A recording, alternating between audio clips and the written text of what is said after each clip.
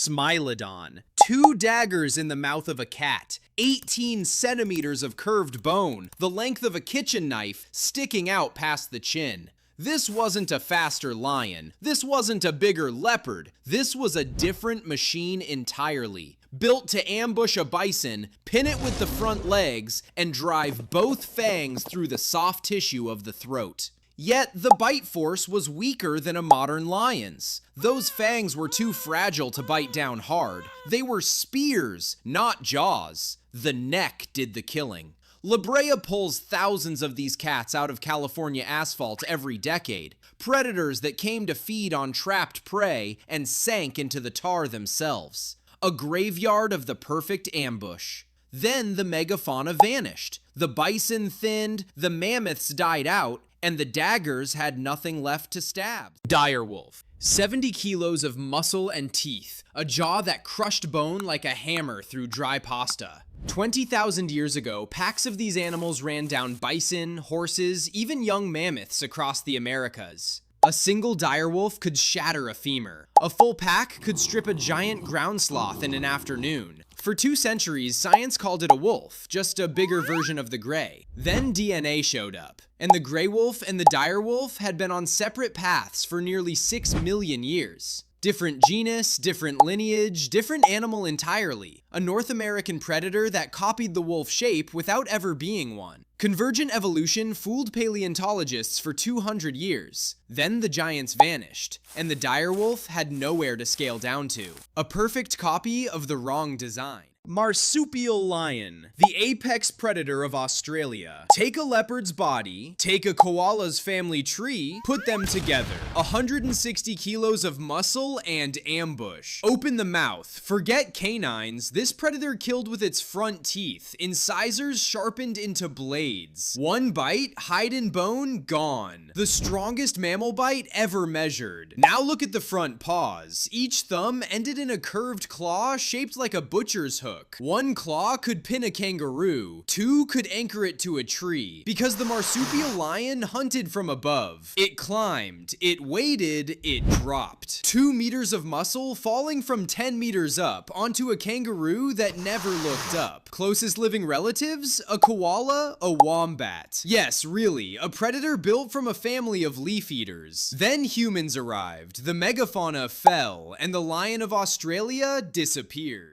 American lion. Picture a modern lion. Now make it 25% bigger. Now take away the mane. That's what walked across North America 15,000 years ago. Half a ton of muscle, 3 meters from nose to tail. The biggest cat to ever step foot on the American continent. Probably bigger than the African lion. Possibly bigger than the cave lion. A skull big enough to fit a human head inside its jaws. This animal hunted bison, wild horses, camels. Yes, North America had camels, and possibly young mammoths. Now look at the face. Cave paintings of its European cousin show no mane at all. Just a clean, smooth, terrifying face. The American lion wore the same look. A lion without the lion's hairstyle. Then the megafauna collapsed. The bison shrunk. The horses vanished. And the biggest cat in American history left no descendants behind. Giant Goanna. A forked tongue flickering out, tasting the wind. 7 meters of scaled muscle buried in the grass. A wallaby grazes nearby. Eyes on the water, not on the danger. The bite happens in half a second.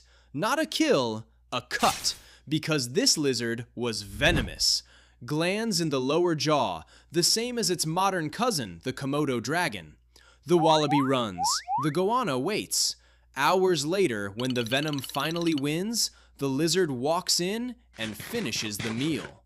This was the apex predator of pre-human Australia, the largest lizard that ever walked the earth.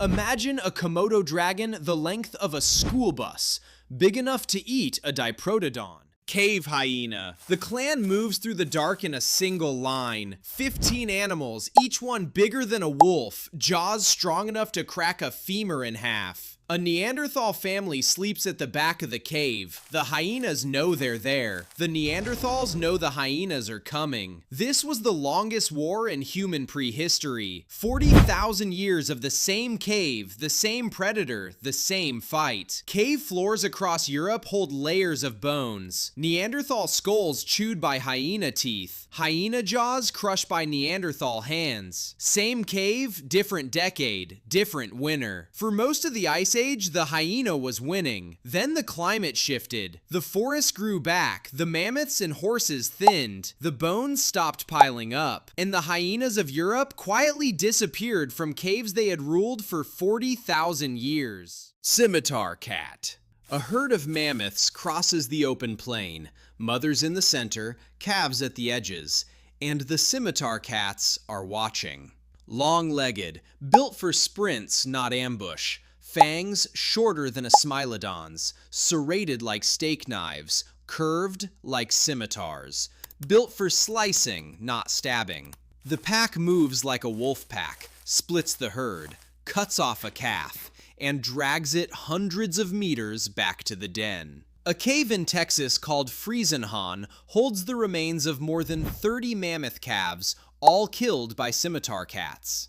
Cubs grew up on mammoth meat. This wasn't a Smilodon copy. This was the long-distance saber-tooth, hunting in groups, running like cheetahs, ruling the open plains of 3 continents. Then the mammoths thinned, the plains shifted, and the scimitar cat disappeared so quietly, most people never even learn its name. Short-faced bear. A human walks out of the forest. The first humans to ever set foot in America. Spear in hand. Fur around the shoulders. Hungry. Then a bear stands up on the horizon. 3.5 meters tall. Bigger than a polar bear. Bigger than a brown bear. Bigger than any predator walking the earth today. A nose that could smell a carcass from 20 kilometers away. Legs longer than any modern bears. Built for running. Could outrun a horse. For 13,000 years, this bear ruled North America, the largest land predator the continent has ever seen. Then the mammoths fell. The giant ground sloths fell. The bison and horses thinned. The world got smaller. And one by one, every one of these predators that had ruled the Ice Age, the saber-tooths, the dire wolves, the cave hyenas, the lions, the marsupial lions, the lizards, the bears, disappeared into bone and silence. The Ice Age ended, and we walked out into the world they left behind.